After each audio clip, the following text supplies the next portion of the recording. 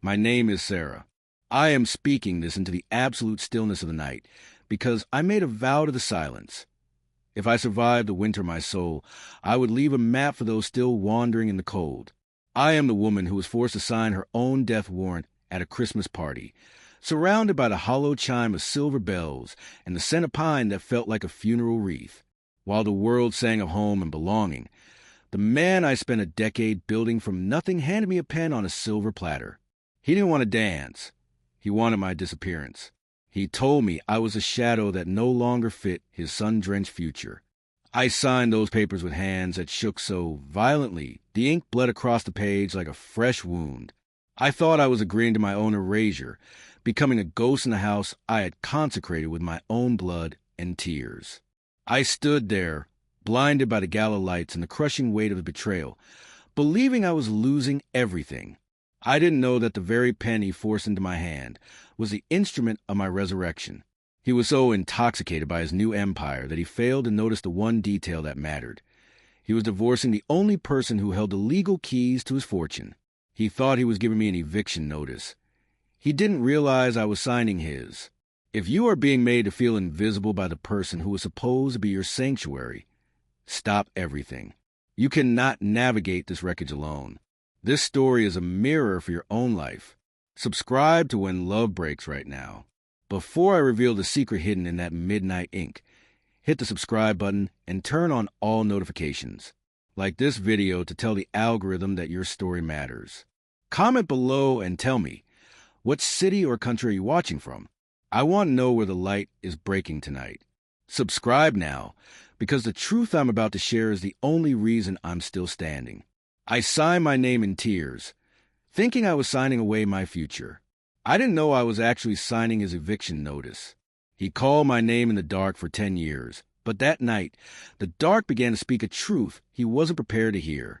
To understand the wreckage, you must see the temple, before the glass towers, before the digital numbers that now define his worth. We lived in a studio that smelled of hope and cheap candles.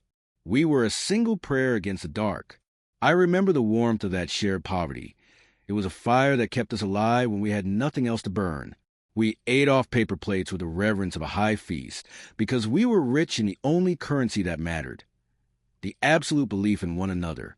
I was a silent architect, mapping his ambition while he slept, translating his chaos into order. I saw the king and the beggar before he knew how to stand. I thinned myself out, deferring my own dreams, so he could become a giant. Back then, I thought love was enough. I believed loyalty was a foundation, not a stepping stone. I stayed up until 3 a.m. perfecting his business plans, my fingers stained with ink and my heart overflowing with devotion. I was the earth that held his roots, the water that broke his thirst. I didn't know I was just the scaffolding to be torn down once the monument was finished. If you've ever poured your life into someone else's dream only to be forgotten, subscribe to this channel. You belong here in this sanctuary.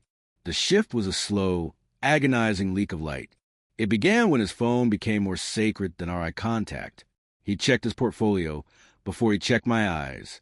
Our dreams became my empire. His tone became transactional, a clinical detachment from the woman who carried him through the dirt. I saw the coldness creeping in, the late-night meetings that were actually rehearsals for a life without me. He began to speak to me like a subordinate, offering instructions instead of intimacy. Something felt wrong, but I ignored it. I protected a temple for a man who had already moved into a penthouse of the ego. I built a sanctuary for a man who only wanted a skyscraper. I kept the fire burning for a hearth he had already abandoned. I ignored the whispers of my own intuition because I was too busy guarding his peace. The betrayal was choreographed for maximum pain. Under the mistletoe, amidst the silk and champagne of a high society gala, he handed me that leather folder. He whispered that I was outdated, that the woman who helped him climb was an embarrassment at the summit.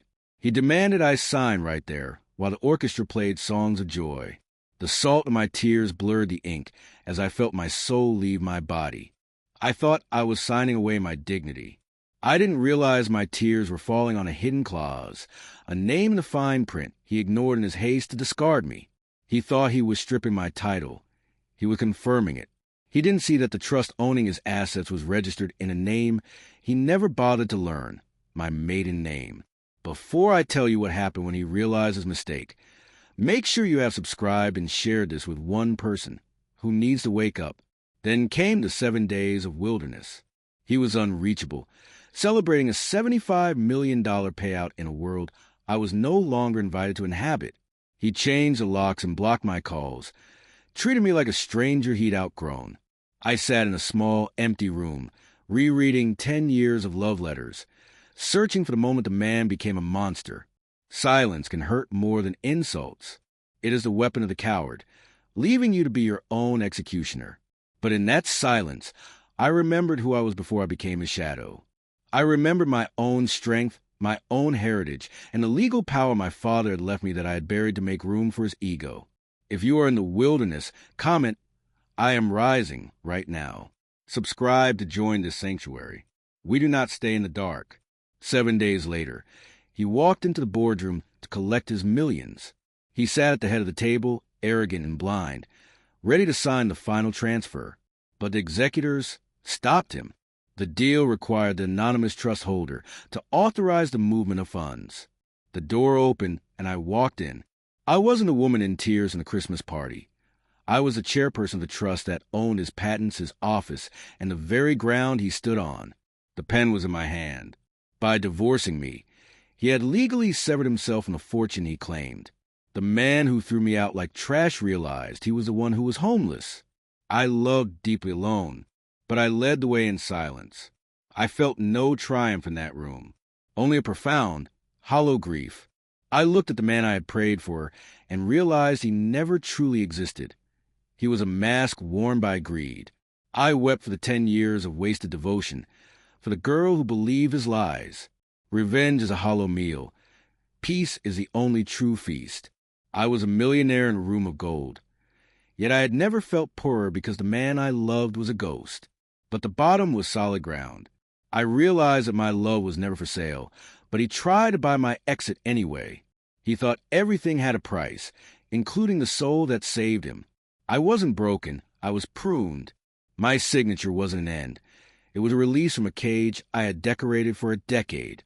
I realized my worth was never his to give, so it was never his to take.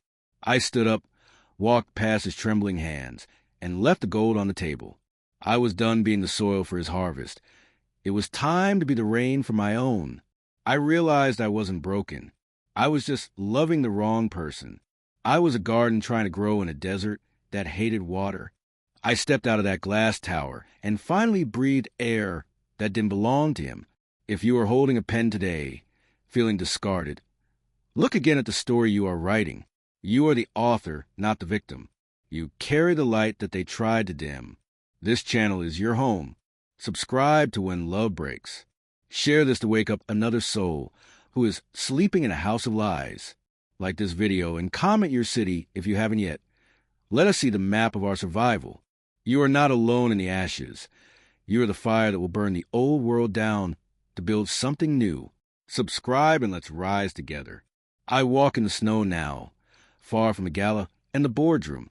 The air is cold, but my heart is finally warm. I have let go of the ghost of the man I thought he was. I have kept my vow to the silence and found my voice again. Some people don't break your heart, they wake you up.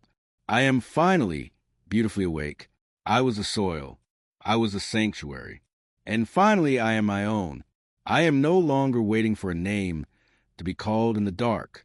I am the one who speaks. He called my name in the dark for 10 years, but now I am the light. One last time, subscribe and stay in the light. Your healing is the only victory that matters.